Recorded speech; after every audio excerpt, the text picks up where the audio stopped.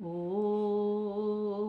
सनः पितेव सून्वे अग्ने सुपायनो भव सचस्वा नः स्वस्तये। ॐ सन्नो मित्रः सं वरुणः सन्नो भवत्यर्यमा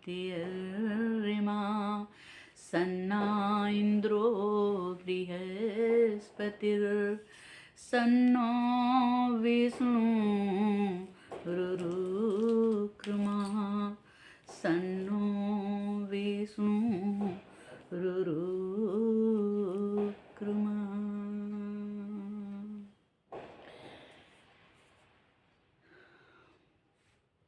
इस वेद कथा प्रांगण में आए हुए सभी भाइयों बहनों, प्यारे बच्चों और इस कथा के आयोजक और प्रबंधक सभी को मेरा हार्दिक स्वागत हो।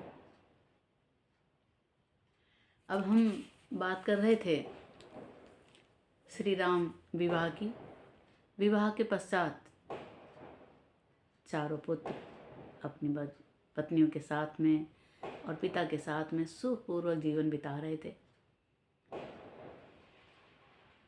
श्री राम अपने देवतुल्य पिता की सेवा करते हुए और पिता के राज्य कार्यों में भी हाथ बटाते थे। सीता उनके हृदय में निवास करती थी। एक दिन क्या होता है, महाराज दशरथ कहते हैं कि बेटा राम, सीता को कोई उपहार तो दो।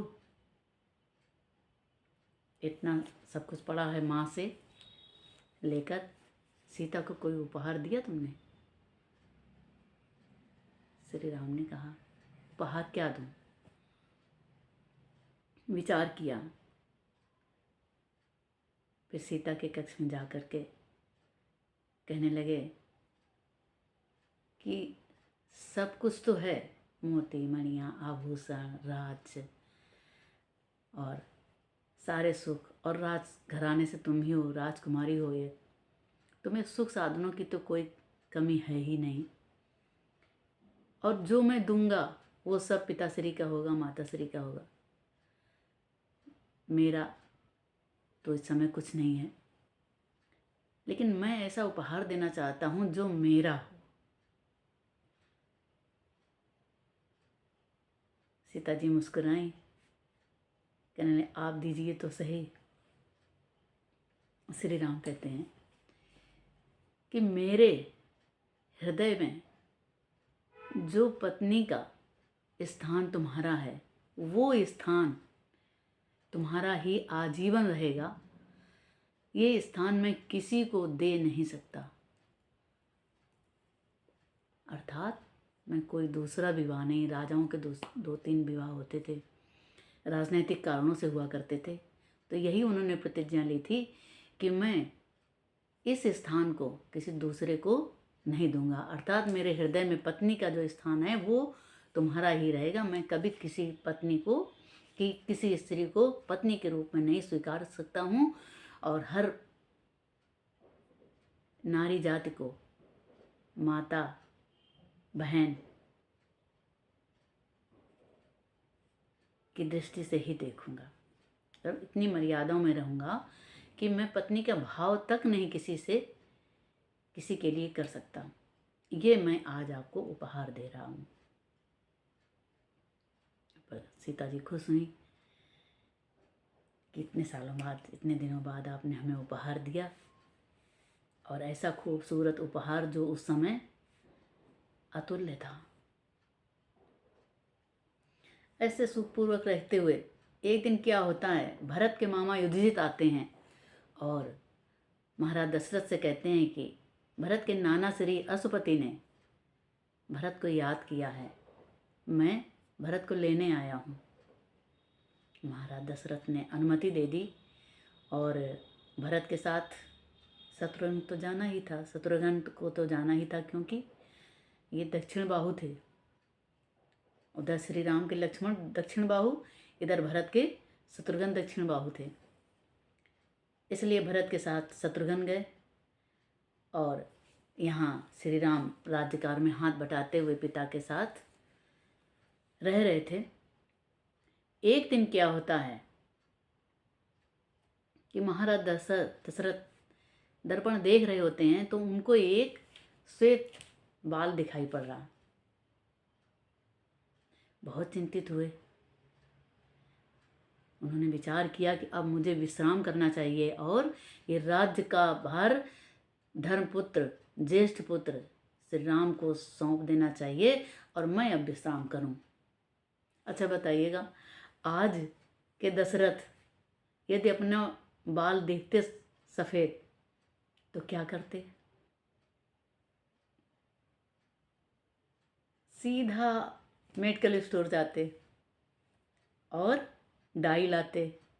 क्या करते?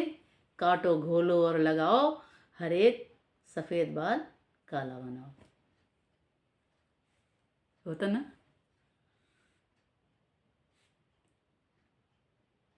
लेकिन महाराज दशरथ ने चिंतित हुए और ये बात उन्होंने विश्राम की बात अपने मंत्रिमंडल में जाकर के रखी, मंत्रियों के समक्ष रखी कि मैं ये चाहता हूँ कि मैं अपना राज्यभार और राज्याभिषेक श्री राम का कर दूं और मैं अब विश्राम करूं। अब मुझसे कार्य ये नहीं संभाला जाता है, अब मैं नहीं संभालूंगा, मैं बस विश्राम करूंगा। मन जानना चाहा सभा में, अपनी सभाओं में मंत्रियों का। तो क्या होता है, सबकी तरफ देख रहे थे तो क्या होता, मंत्री एक स्वर में बोल उठे, हाँ हाँ महाराज, हाँ हाँ महाराज, ये तो बहुत अच्छी बात है, हम भी ऐसा ही चाहते हैं। महाराज ने थोड़ा बातें बनाते हुए कहा कि ऐसा क्यों? क्या मेरा राज्य इतना बुरा है कि आप तैयार ही बैठे थे?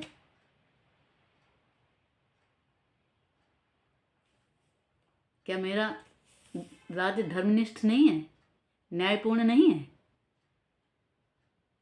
सभी कहने लगे, नहीं नहीं नहीं महाराज, ऐसा नहीं, लेकिन श्री राम में जो अच्छाइयाँ हैं, जो हम लोग चाहते हैं, हम लोग श्री राम को एक बड़े से रथ पर और श्वेत छत्र लगाए हुए राजा के रूप में देखना चाहते हैं। क्यों? क्योंकि व्यसनेषु मनुष्याणां भृशं भवति दुःखितः उत्सवेषु च सर्वेषु पितेव परितुष्यति। महर्षि जी लिखते हैं, वाल्मीकि जी, कि व्यसन मनुष्यों के दुखों में दुखी हो जाते हैं और इस प्रजा के सुख में ऐसे उत्सव मनाते हैं जैसे कि पिता हों, अर्थात पिता तुल्य वो प्रजा के सुखों में सुखी होते हैं, खुश होते हैं। और जब ऐसा राजा हमें मिल रहा है तब देरी किस बात की? महाराज दशरथ खुश होते हैं, अंतर मन में खुश होते हैं कि हाँ, मैंने इनके मन की बात जान ली और अपने मन की बात कह भी दी। अब क्या होता है, शीघ्र ही उन्होंने मंत्रियों को आदेश दिया कि राज्याभिषेक की तैयारी की जाए और पुष्य नक्षत्र के रहते हुए शीघ्र श्री राम का राज्याभिषेक कर दिया जाए। अब क्या था, आदेश पाकर के सभी राज्याभिषेक की तैयारी करने लगे। क्या सामग्री, स्वर्ण यज्ञ सामग्री, स्वर्ण रत्नाद, औषधियाँ, पुष्पमालाएं, धान की खीलें, शहद, घी, अस्त्र शस्त्र, वस्त्र, आभूषण, हाथी, स्वर्ण कलश, ध्वजाएं, सारी तैयारियां होने लगी। और महाराज दशरथ ने अब इस सूचना के लिए, संदेश के लिए सुमंत्र को भेजा कि जाओ श्री राम को मेरे कक्ष में लेकर आओ। अब सुमंत्र जाते हैं और श्री राम को महाराज के महल में जाने के आदेश देते हैं। कहते हैं, महाराज ने आपको याद किया है। और श्री राम जाते हैं महाराज के महल में। जाते हुए जैसे ही पास में पहुंचते हैं तो क्या कहते हैं, मैं राम आपके चरणों में अभिवादन करता हूँ। देखिए हमारे मनु महाराज ने वैदिक परंपरा में कैसे ये अभिवादन की परिपाटी लिखी थी। अपना नाम लेकर के अभिवादन करते थे और अभिवादन की क्या महत्ता थी वो भी लिखा है। अभिवादन शीलस नित्यं वृद्धोपसेविना वर्धन्ते तस्य चत्वारि आयुर्विद्या यशोबलम। कि नित्य अभिवादन करने वाले को और वृद्धों की सेवा करने वालों की 4 चीज़ें बढ़ती हैं, आयु, विद्या, यश और बल। हम अपने बच्चों को क्यों नहीं ये श्लोक सिखाते हैं, इन्हें क्यों नहीं सिखाते हैं? ये जो फिल्मी गाने हैं उनकी जगह पर हमें ये सिखाना चाहिए बचपन से ही, और तोतली भाषा में उनके मुंह से सुन करके प्रसन्न होना चाहिए, ना कि आज हम उनकी तोतली भाषा में गाने सुनकर प्रसन्न होते हैं।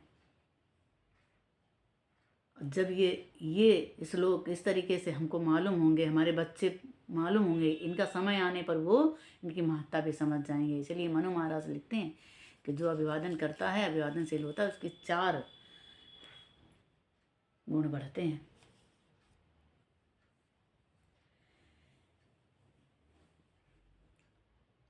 अब श्री राम महाराज के कक्ष में जाते हैं। महाराज उनको ये संदेश सुनाते हैं, कहते हैं राम मेरा पुत्र, ज्येष्ठ पुत्र, धर्म, देखो आते हुए एकदम कौशल्या के समान लगता है। इसमें तो सारे कौशल्या के गुण हैं। ये तो अपनी माँ के तुल्य है। राम को देख कर एकदम हर्षित उठते हैं, अंदर से प्रफुल्ल उठते हैं कि मेरा राम ये तो कौशल्या के गुणों से युक्त है। ऐसे ही कौशल्या गुणों से युक्त है, उनकी बिल्कुल प्रतिछाया है श्री राम। कितने धर्मनिष्ठ, गंभीर, शांत, इन गुणों से युक्त तुम राजा बन जाओ और राज्यभार संभालो, और मैं आज से विश्राम कर रहा हूँ। और ये काम कल सुबह तक हो जाना चाहिए, कल हो जाना चाहिए, कल पुष नक्षत्र के अवसर पर ये काम हो जाना चाहिए। ऐसा श्री राम को बताते हैं। ठीक, श्री राम का समभाव रहा, ना हर्ष ना उल्लास, अरे बहुत हो गए, फूल गए, कि अरे हमको राज्याभिषेक होगा, हम फूल जाएं, ऐसा नहीं। समान भाव था श्री राम में। अब उस समान भाव को लेकर के महाराज श्री राम जाते हैं। लेकिन कुछ समय बाद, थोड़ी देर बाद ही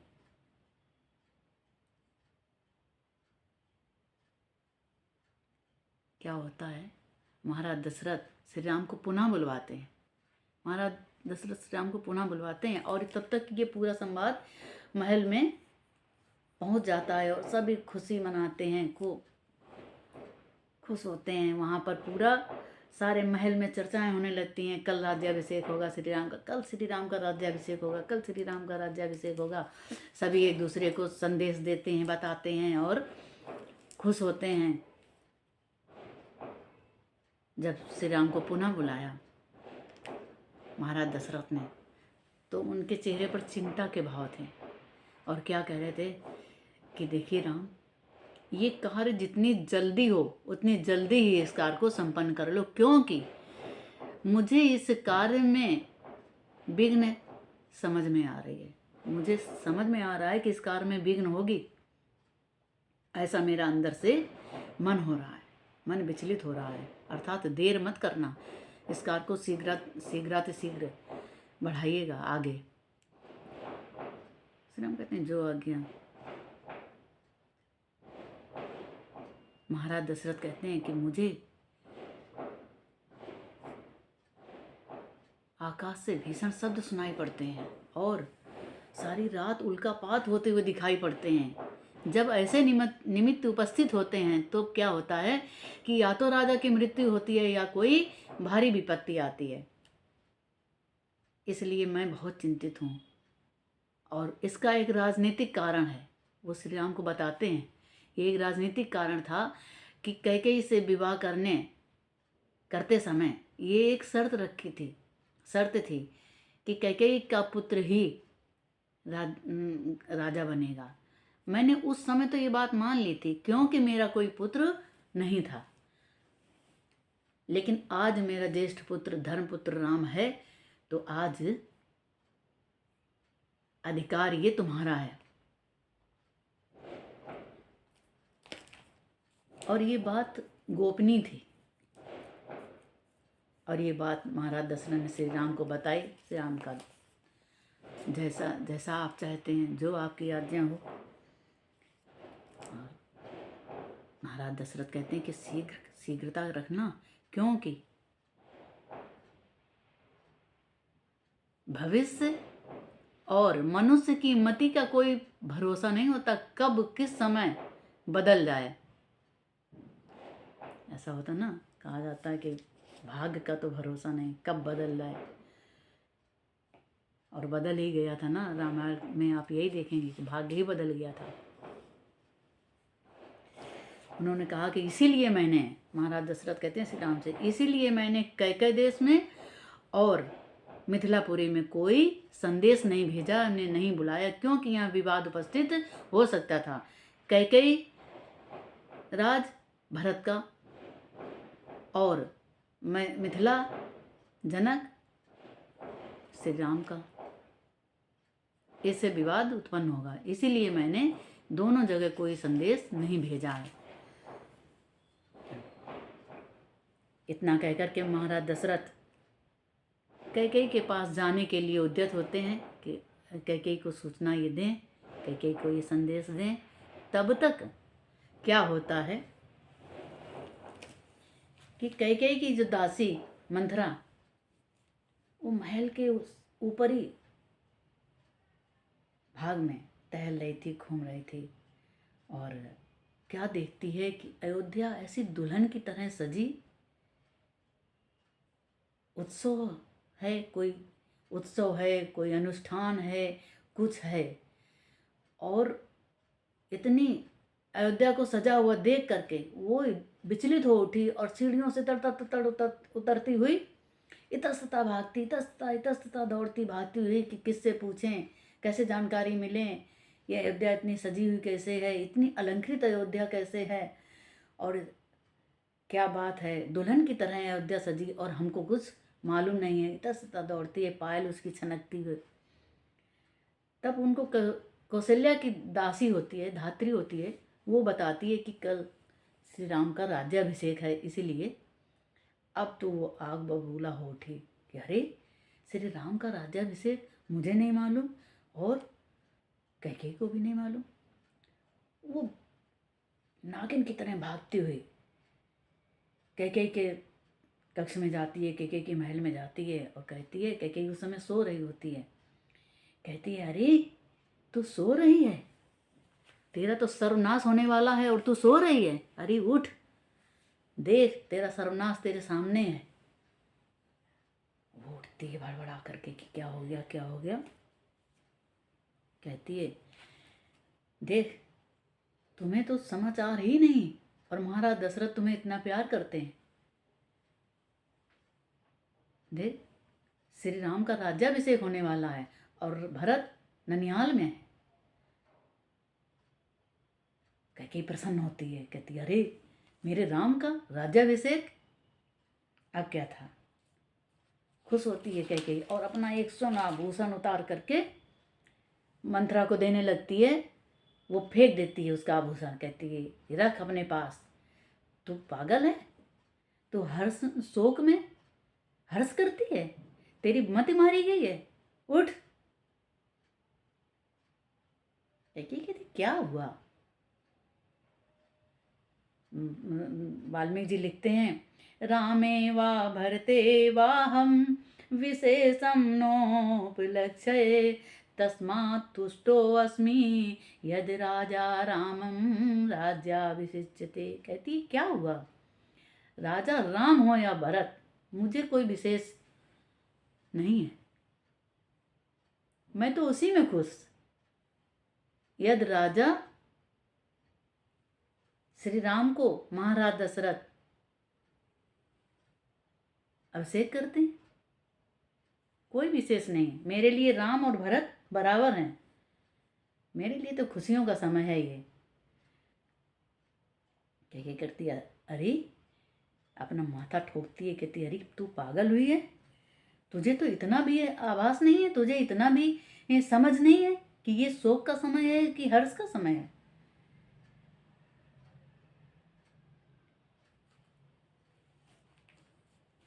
कैकेयी का मानस पटल कहाँ पर पहुँच गया। वो मन से क्या विचार करने लगे कि अरे मेरे यहाँ उत्सव होगा, अनुष्ठान होगा, राज्याभिषेक होगा, इतना बड़ा अनुष्ठान हो रहा है, लेकिन मेरे भरत नहीं है इस उत्सव में शामिल होने के लिए। वो ये विचार अपने मन में उसके आया कि मंथरा ने भांप लिया कि ये कुछ सोच रही है।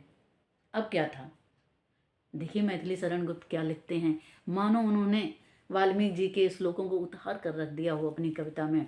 और मैथिली शरण गुप्त की इस कविता के द्वारा जो उन्होंने साकेत में राम के लिए लिखी, और इसके माध्यम से हम इस प्रसंग को आगे बढ़ाते हैं।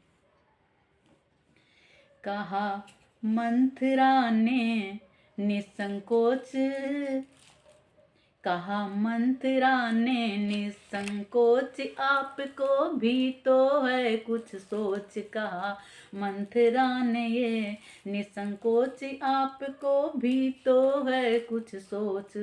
हंसी रानी सुन कर ये बात उठी, अनुपमया भाव दात। हंसी रानी सुन कर ये बात उठी, अनुपमया भाव दात। सोच है मुझको निस्संदेह, भरत जो है मामा के गेह। सोच है मुझको निस्संदेह, भरत जो है मामा के गेह। प्रबल करके निज निर्मल दृष्टि देखी, वो सका न सुख की वृष्टि। प्रबल करके निज निर्मल दृष्टि देख, वो सका न सुख की वृष्टि। कहती है अरे पगली मंथरा तू क्या सोच रही है, मैं सोच रही हूँ आज मेरा भरत इस उत्सव के समय पर नहीं है। अगर वो होता तो वो भी दौड़ दौड़ कर व्यवस्थाओं को देखता और इस सुख में, इस उत्सव में शामिल होता है। तो क्या कहती है वो मंथरा, क्या कहती है, ठोका मंथरा ने क्रूर कपाल, ठोका मंथरा ने क्रूर कपाल, जता कर यही कि फूटा भाल।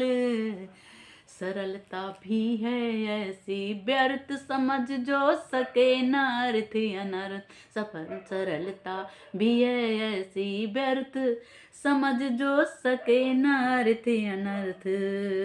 भरत को करके घर से त्याज, भरत को करके घर से त्याज, राम को देते हैं नृपराज। भरत को करके घर से त्याज, राम को देते हैं नृपराज। भरत से सुत पर भी संदेह, बुलाया तक न गया जो गेह। भरत से सुत पर भी संदेह, बुलाया तक न गया जो गेह।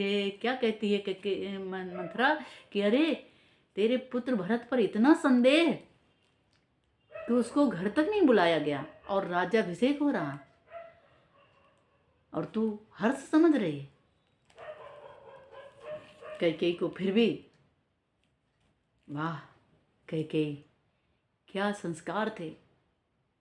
क्या कहती है, कहा कैकेयी ने सक्रोध, चली जा दूर अभी निर्बोध। कहा कैकेयी ने सक्रोध, चली जा दूर अभी निर्बोध। सामने से हट अधिक न बोल, द्विजिह्वे रस में विष मत घोल। सामने से हट अधिक न बोल, द्विजिह्वे रस में विष मत घोल। किया दासी ने उसे प्रणाम, और वो चली गई अभिराम। किया दासी ने उसे प्रणाम और वो चली गई अविराम। गई दासी पर कही जो बात, गई दासी पर कही जो बात, कर गई रानी को आघात। बस कांड ये हो गया। कौन सा? अयोध्या कांड।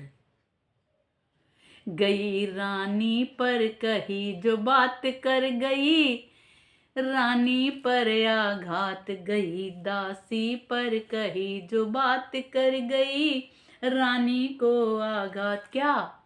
भरत से सुत पर भी संदेह बुलाया, तक न गया जो गेह। भरत को करके घर से त्याज, राम को देते हैं नृपराज। भरत को करके घर से त्याज, राम को देते हैं नृपराज। अब क्या होता है? कैकेयी के मस्तिष्क, महाराज दशरथ की बात आई सामने।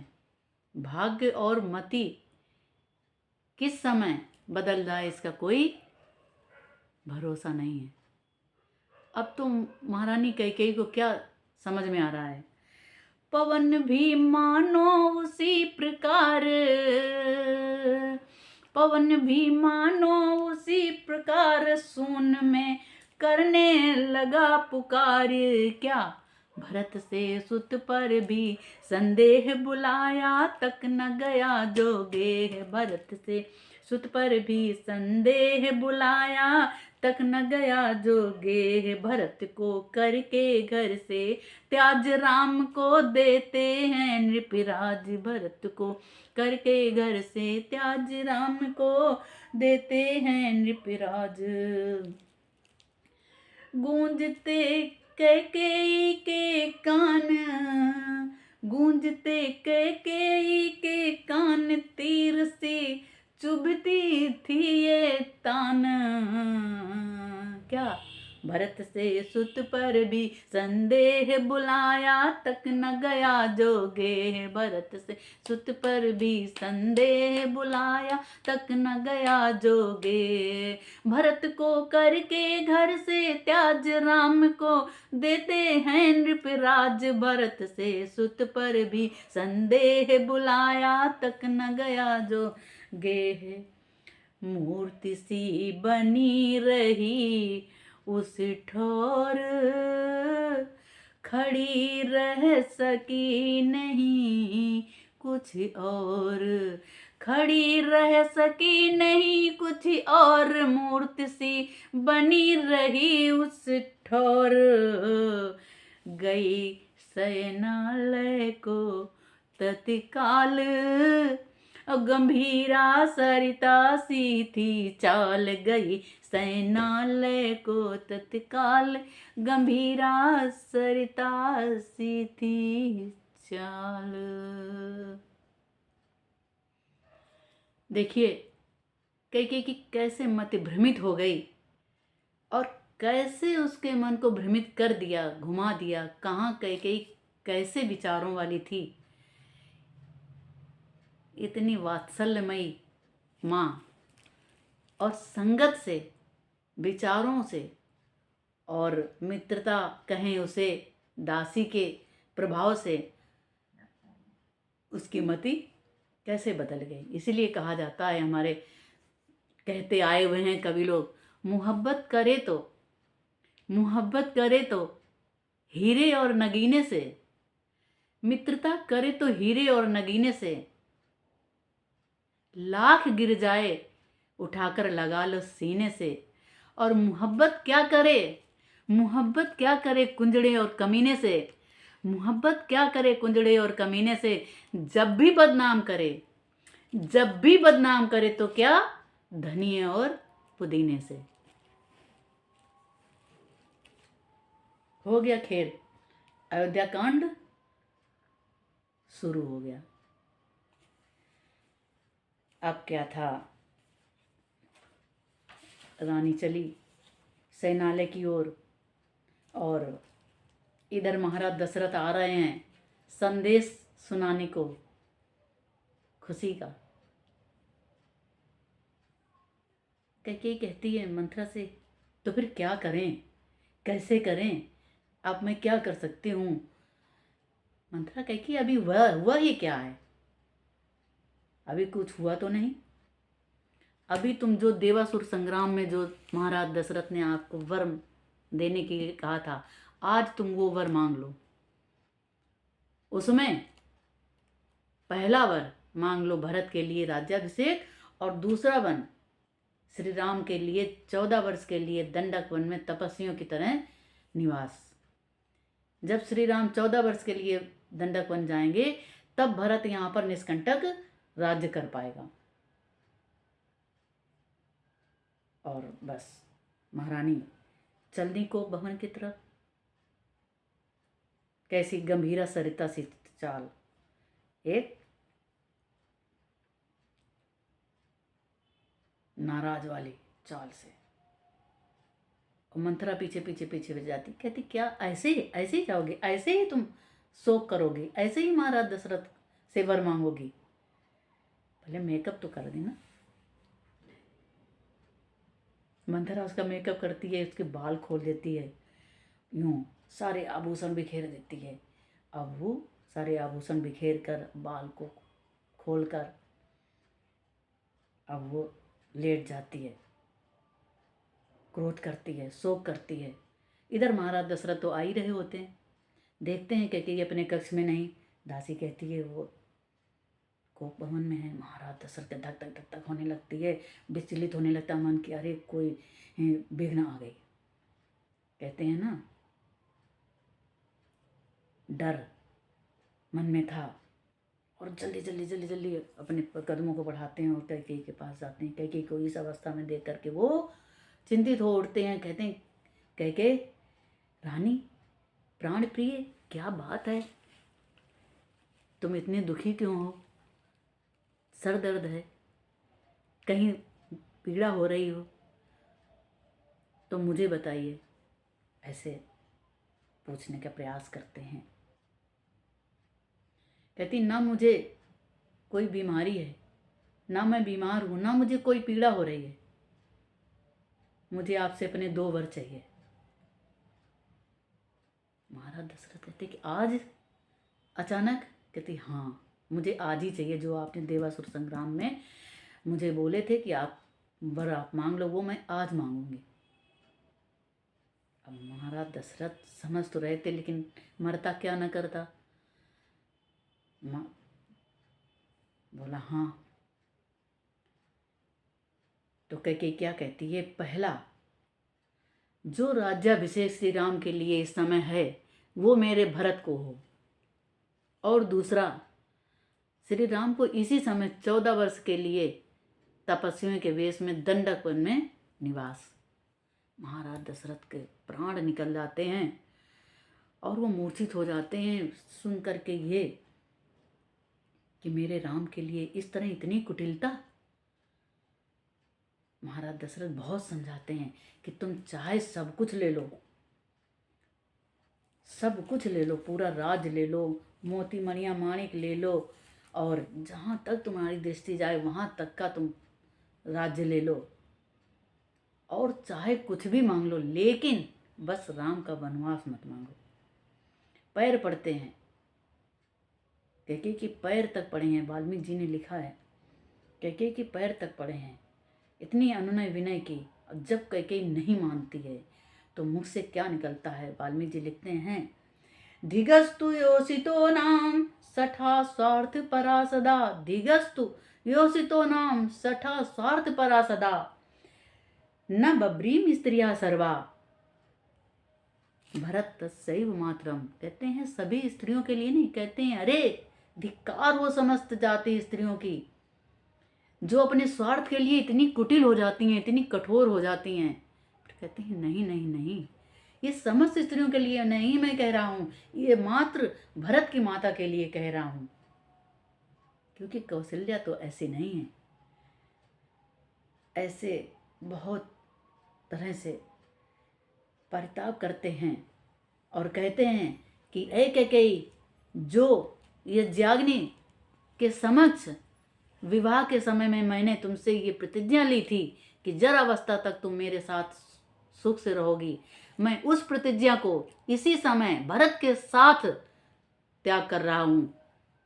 मेरा भरत और तुम्हारा कोई संबंध नहीं है। वो फिर भी नहीं मानती है, फिर भी अपनी बात पर अड़ रहती है। और महाराज दशरथ ऐसे परिताप करते हैं, कहते हैं कि देखिए पत्नी, 6 गुणों वाली पत्नी मिलना कितना दुर्लभ है। मैंने आज जाना कौशल्या में 6 गुण हैं, और एक ये कैकेयी है, ये जो पत्नी। सच ही तो मनु महाराज ने कहा था, सच ही तो कहा था मनु महाराज ने, कार्ये सुमंत्री करणे सुदासी, भोजे सुमाता शयने सुरंभा। महाराज मनु ने पत्नी की देखिए कैसी परिभाषा दी है। और यहाँ पत्नी 2 भागों में बटी हुई। एक पत्नी, ये कितना दुर्लभ होता है स्त्रियों में ये 6 गुणों वाली पत्नियों का मिलना। वही महाराज दशरथ कहते हैं, कार्ये सुमंत्री करणे सुमादासी, भोजे सुमाता शयने सुरंभा, धर्मे नुकूला क्षमया धरित्री, भार्या चखद गुणवान अति दुर्लभा। अरे मैं आज समझा कि 6 गुणों वाली पत्नी कितनी दुर्लभ होती है। क्या कहते हैं, परामर्श में मंत्री समय है, सेवा में निज दासी है, अब भोजन में माता सम है, शयन समय रंभासी है। पत्नात्रया सा पत्न्या, जो पति को पतन से तारे वही पत्नी है। अब ये तो पतन की तरफ ले जा रहा है, इसने तो विनाश ही कर दिया। ये कैसी पत्नी। मैं इसका परित्याग करता हूँ और भरत के साथ परित्याग करता हूँ। कैकेयी पर कोई भी असर नहीं होता है, वो अनसुनी करती है, बस अपनी बात पर अड़ी है कि मुझे श्री राम को चाहिए। अब आप ये विचार करें, श्री राम को 14 वर्ष का ही वनवास क्यों दिया, क्यों मांगा? क्योंकि ये लीगली होता है, वो 14 वर्ष तक, यदि उस समय त्रेता में क्या था, 14 वर्ष तक यदि किसी प्रॉपर्टी को कोई बिना अवरोध के यूज करता है, उसको रखता है अपने पास, तो फिर उस पर उसका अधिकार हो जाता है। इसके बाद आपने देखा द्वापर में पांडवों को 13 वर्ष का हुआ था। इसके बाद 1 साल घट गई थी अवधि, तो 13 वर्ष में वो अपनी संपत्ति से विहीन हो जाता है। अब आज के समय सबको पता होगा, आज के समय 12 वर्ष का समय है। यदि 12 वर्ष तक कोई निष्कंटक बिना अवरोध के आपकी संपत्ति पर अधिकार रखता है, तो वो संपत्ति उसकी हो जाती है। इसी कारण से 14 वर्ष का दंडक वन का निवास दिया गया था। अब महाराज दशरथ ऐसा परिताप करते हैं और महारानी कैकेयी से पैरों पड़े क्या कहते हैं, वनवास न भेजो राम पैया पढ़ूं, वनवास न भेजो राम पैया पढ़ूं, पैया पढ़ूं राम पैया पढ़ूं, पैया पढ़ूं रानी पैया पढ़ूं, वनवास न भेजो रानी पैया पढ़ूं, वनवास न भेजो रानी पैया पढ़ूं। भरत राज मांगा मैं दूंगा सही, रानी दूंगा सही, भरत राज मांगा मैं दूंगा सही, रानी दूंगा सही, वर राम वन ना मांगो पैया पढ़ूं, वर राम वन ना मांगो पैया पढ़ूं, वनवास न भेजो रानी पैया पढ़ूं, वनवास न भेजो रानी पैया पढ़ूं, पैया पढ़ूं रानी पैया पढ़ूं, वनवास बनवासे न भेजो रानी पैया पड़ूं। बनवासे जो भेजो तो भेजो सही, रानी भेजो सही। बनवासे जो भेजो रानी भेजो सही, रानी भेजो सही। संगे अरथ्यू संगे अरथ्यू सजाओ मेरी पैया पड़ूं। संगे अरथ्यू सजाओ मेरी पैया पड़ूं। बनवासे न भेजो रानी पैया पड़ूं। मेरी अरथी सजाओ सजैबे सही, हाँ सजैबे करी। मन कौशल्या हाल बुझो पैया पड़ूं। मन कौशल्या हाल बुझो पैया पड़ूं। अब तो सारे महल में हाहाकार मच गया, हाहाकार मच गया। महाराज दशरथ मूर्छित हो जाते हैं और सुमंत्र से कहते हैं श्री राम को मेरे पास ले आइए। अब श्री राम जाते हैं महाराज दशरथ के पास, वहाँ कैकेयी भी होती है। महाराज श्री राम देखते हैं कि महाराज की इतनी दयनीय दशा, आज तक उन्होंने कभी इस रूप में उनको नहीं देखा था। कहते हैं क्या बात है, क्या रोग हो गया इनको? अभी तो हंस रहे, अभी तो इतना खुश थे। और माता कैकेयी से पूछते हैं कि माँ क्या बात है, क्या ऐसा मुझसे अपराध हो गया जो पिताजी की आज इसी समय ऐसी दयनीय दशा हो गई है? तब कैकेयी कहती है कि यदि तुम मुझे विश्वास दिलाओ कि जो मैं कहूँ, जो महाराज दशरथ कहेंगे वो उसको आप मानोगे, तो मैं बताती हूँ। श्री राम कहते हैं कि माँ यदि पिताश्री कहेंगे समुद्र में कूद जाओ तो मैं समुद्र में छलांग लगा लूँगा। यदि पिताजी मुझसे कहेंगे कि विष का प्याला पी जाओ तो मैं अमृत तुल्य पी जाऊँगा। बस आदेश हमें।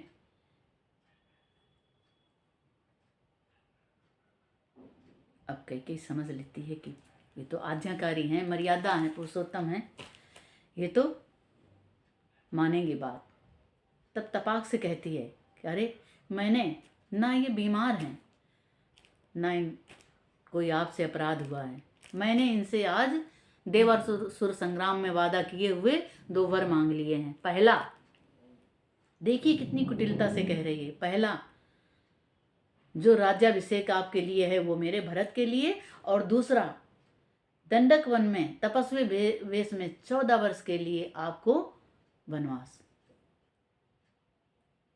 श्री राम समान भाव से कहते हैं माँ ऐसा ही होगा, और वापस चल देते हैं।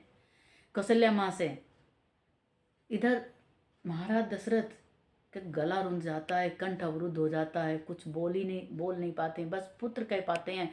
और नेत्र अश्रुओं से भरे हुए सजल नेत्रों से उन्हें श्री राम दिखाई भी नहीं पड़ते हैं अच्छे से, और मूर्छित हो जाते हैं, कुछ भी नहीं बोल पाते, उनका गला अवरुद्ध हो जाता है। बस कहते हैं पुत्र राम।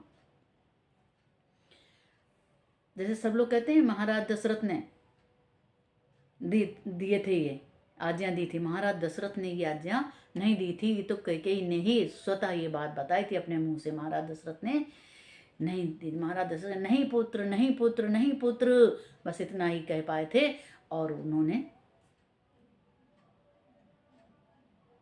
मूर्छित हो जाते थे, फिर आते थे।